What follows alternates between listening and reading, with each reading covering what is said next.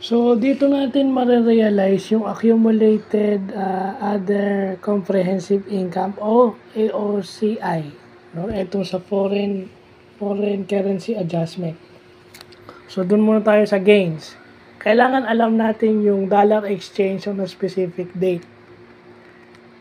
Kasi, iminumultiply natin yung ating mga assets on the exchange rate.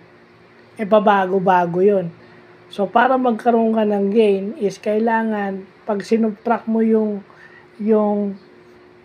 current exchange rate doon sa previous exchange rate, dapat positive yung lumabas. Kasi kung negative yon, accounting wise loss yon. So, yun yung nakita natin pero i-check pa natin kung talagang confirm nga. Kasi kung gain yun, dapat meron kang, pag sinubtract mo kasi, meron kang positive, hindi yung based dun sa calculations mo, hindi siya dapat magne-negative. O dun sa accounting, wala siyang parenthesis, kasi parenthesis accounts for negative, o may utang o losses.